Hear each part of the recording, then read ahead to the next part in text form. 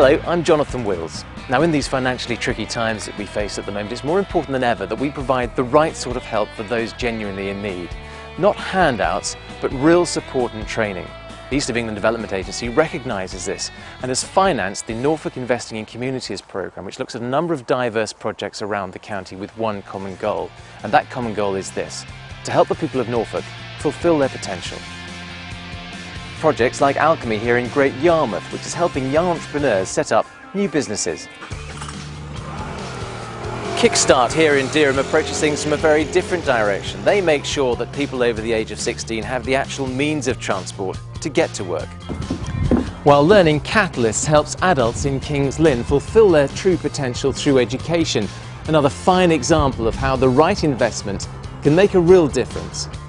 Back here in Norwich, the Support Through Education Partnership and Skills, STEPS, is doing fantastic work county-wide, providing basic skills in vocational settings appropriate to the locality. While NR5 is a community-based project specialising in media, leisure and education for the young.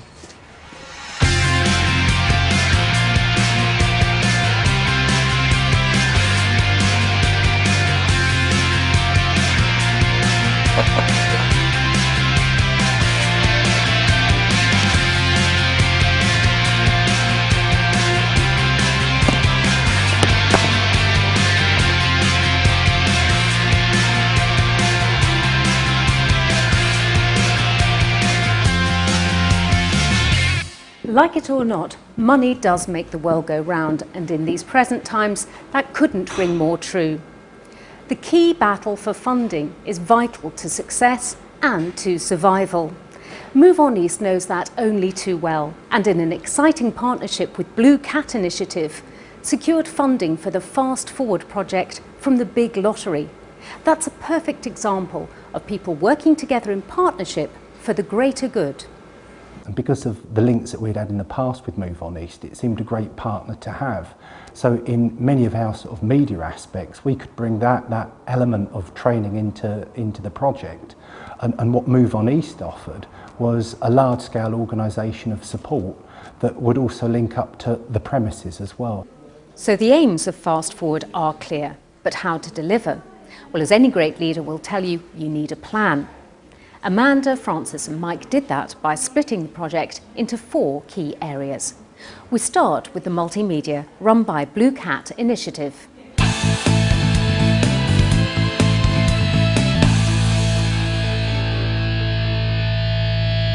You know, one of the things that we're desperate to do with this project is to get people, you know, interested in their local environment. And what we've done very closely within this project is work with the museum service to offer, you know, free visits for people to get to see maybe previous images of the things that they've been taking photographs of, through the painting exhibitions, through the history of both the city and the towns that we've done the projects in, but give a real opportunity for people to experience things that in the main they may have not done in the past. The British Red Cross is a society, but it's part of a larger part of the organisation, which is the Red Cross that works all across the world. So as well as having the British Red Cross, there's lots of societies in other countries, so perhaps in like Pakistan and places like that, they have their own Red Cross there too. So the British Red Cross, we're part of that big network. We're a large charity, a large organisation. In fact, we're the largest independent humanitarian organisation in the world. And I think as well, a lot of people think it's just the first aid side. When they see a Red Cross, they automatically think first aid, but actually, you know, the Red Cross have massive other services like, you know, the refugee services supporting people who have come over and don't have a home anymore. A lot of people are, you have unaccompanied minors who would be young children, like children here at this school. The British Red Cross won all the votes from the entire school. So then we're doing a Christmas stall. We're selling things that we've made out of recycled stuff. We're making things for Christmas for sale, and people we're going to work out how much money it's going to cost. Their pound would have gone to the general fund for the British Red Cross. So that would go for paying for all our services throughout the country, be it medical loan, emergency response, home from hospital, refugee services, first aid at events. Any service where you see the Red Cross, that's what their pound coin is going to. Everyone thinks about the massive disasters overseas, but in Cumbria and the floods and with the weather how it is now, we'd be happening in situations like in the snow if people are trapped and things like that. So there's a lot of things that go on in the UK that people don't really notice because you see things overseas as larger, I suppose. We're all about the individual and humanity, so anyone with that touch of humanity, which is everyone really, and especially children, it's attractive.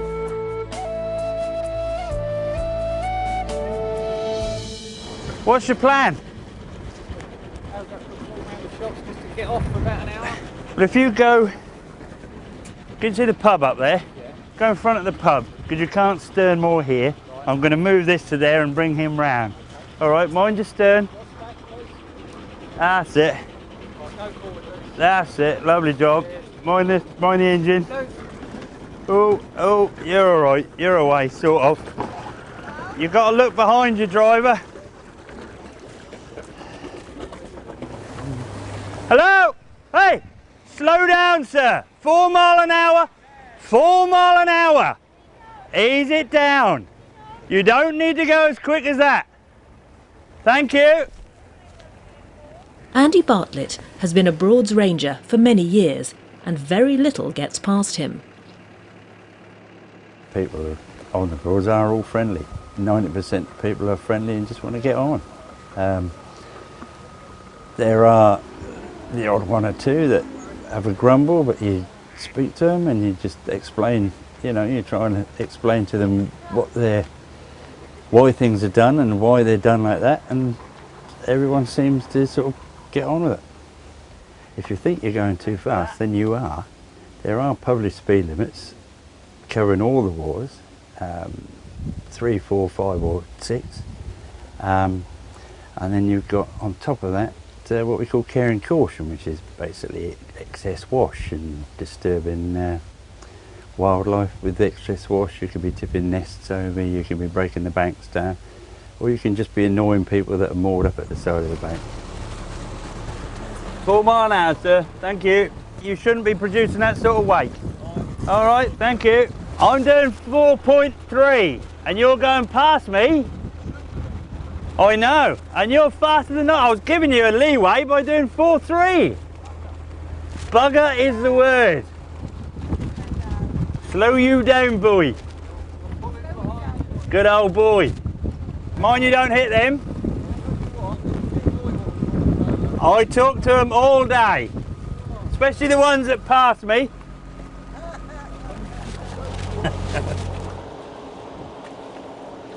With hundreds of boats to keep an eye on, Andy's job is rarely dull. Most of the boats sailing and cruising the Broads come from the boat hire businesses dotted amongst the river communities, like the top-end cruisers and day boats of Norfolk Broads Direct. Visual stress is, in fact, a collection of a group of certain symptoms common to people with reading and spelling problems. Typically, they experience distortion. Letters and words will move and jump around the page. The text might appear out of focus, and often these symptoms lead to eye strain and headaches. The story really dates back a couple of 100 years when people were using coloured glasses for reading. And they found that reading was more comfortable and less strained with those. But it could only go so far in those days, because in those days glasses were made of glass, and colouring glass is quite difficult. In the 1980s, an American psychologist, Helen Erlen, said that she could treat this condition using plastic tinted lenses, and nearly all glasses these days are made of plastic, which are much easier to tint than glass. And this has really become popular in this country in the last 10-15 years, since Professor Wilkins invented the intuitive colorimeter. The neurons in the visual part of the brain are firing rather too strongly, causing others to fire inappropriately and giving rise to the perceptual distortions that children see. And what colour does is to reduce the overactivity of these neurons, because all neurons are not only coding the shapes that we see, but also the colours that those shapes have, and there's crosstalk between the shape computation and the colour computation. And the colour in this case is reducing the overactivity of these neurons, enable them to function more appropriately. The colour is very particular. Each individual seems to need their own precise shade, and unless they have that, the distortions are not reduced to the extent that is necessary. Departures from that optimum colour of a very small amount are sufficient to allow the distortions to reoccur. So each individual then has to have their own colour tailored to their needs. The painstaking process of figuring out how the cap was originally constructed is needed to enable a new cap to be as close to the original as possible. It's not just the joinery skills that are put to the test. The structural engineering must be right to give the cap strength against the elements the Norfolk weather can throw at it. Although some work can be done in the workshop, the bulk of construction takes place on-site at Hickling. The new cap's looking good, but that's just part of what's been going on. The top of the tower has had a great deal of work done on the brick courses, giving strength needed to take the weight of the new cap. Looking down on the cap below gives an idea of the scale of this beautiful, towering giant of the marshlands.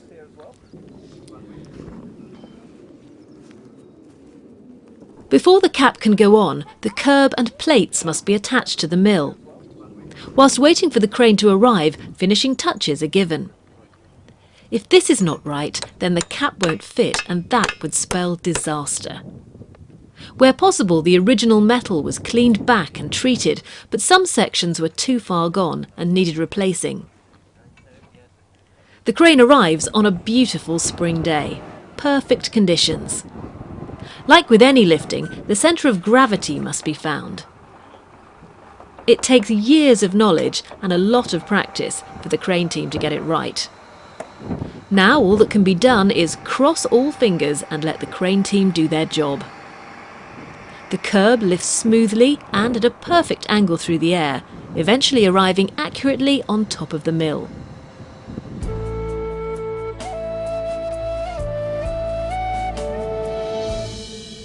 Hello, this is the Service User Guide.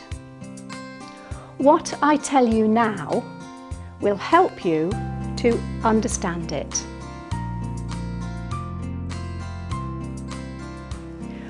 We want to tell you about Janif Holmes.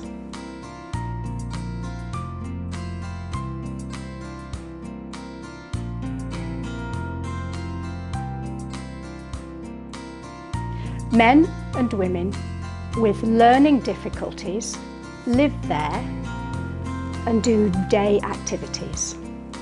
Starting with the first point of production, the skins.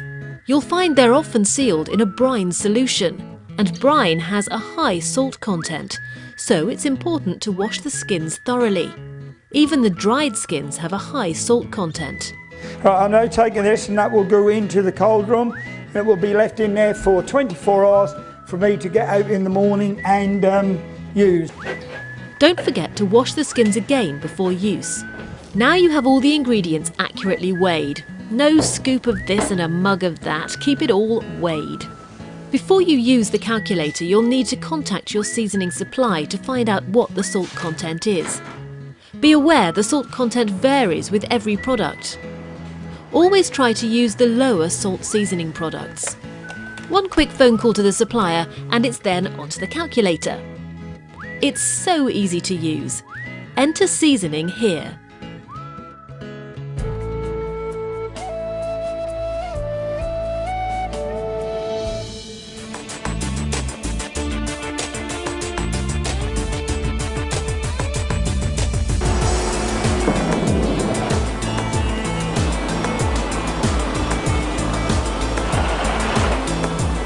Very labour intensive, have a staff now approaching 120. For commercial and industrial waste, the only real way currently to segregate that is by hand picking. It's an unwanted material for one company, but it is very much a resource for us and for the world in general. passport to export came along, and it just opened our eyes very much to what was possible on a global basis. We were aware that there were emerging markets, specifically in the Far East, China and Malaysia, for the materials that we were producing, for waste paper, for plastics, and we just hooked onto their markets, and it was passport to export that made us realise that.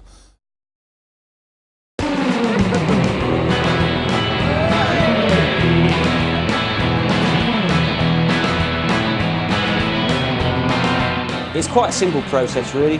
We mince this twice, then we mix a small amount of seasoning, a little bit of binder in it, and it's also got a little bit of preservative in it. We've got a little bit of dried onion in there as well to lift the flavour a little bit. But we don't put too much seasoning in our burgers because we want to be tasting beef and not something that's been added. This is why I think we sell so many burgers, because that is brilliant burger meat. Something we've tried before, it really works out quite nice. This is a piece of blue cheese here. We've rolled it into a bit of a parcel. We're going to cut this sort of little medallion-y things. And the idea, pop a piece of this in the centre of each of our burgers. And once it's cooked, we cut that open, it's just going to ooze out. Really going to be good. Looking forward to that.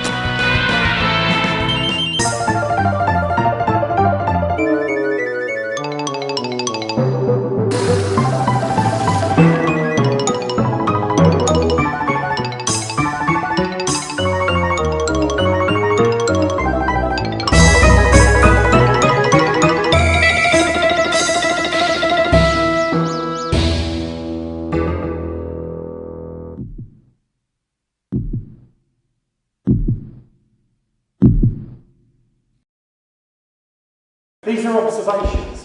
They're not criticisms, they're observations. You just got to get on with it, you know? Yeah, keep it going, keep trying. And you do demonstrate it, but it goes through patches.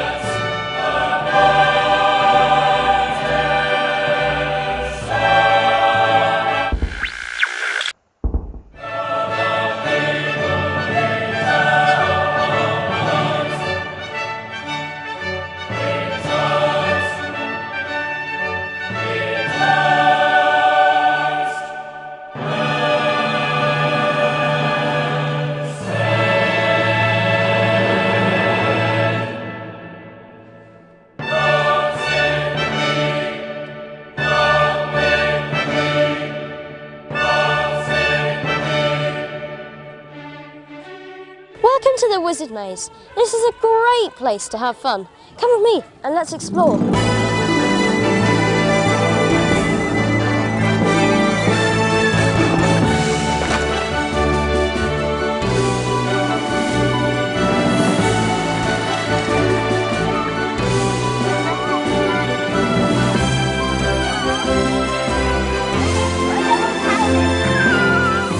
Right then, 1 maze, 10 clues. Let's do it.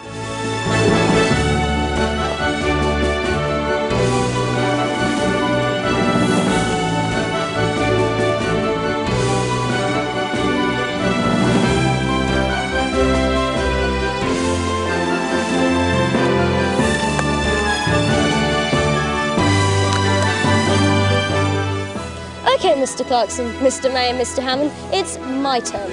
No, these aren't a Toyota Prius, but they are electric. Let's do a test drive and see what they can do.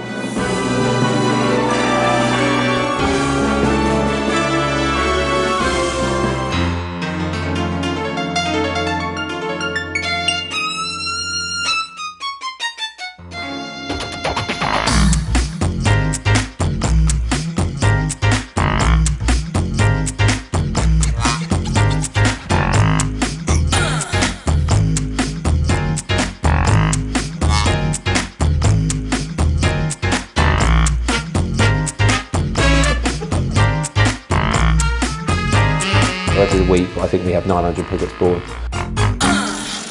We actually imported the Challenger from America because it saved us around 30,000 on the purchase price over here. We are now getting more scientific about the genetics. GM is going to have to play more of a role. This site has evolved. This is one of the oldest shed, been up here since the 60s.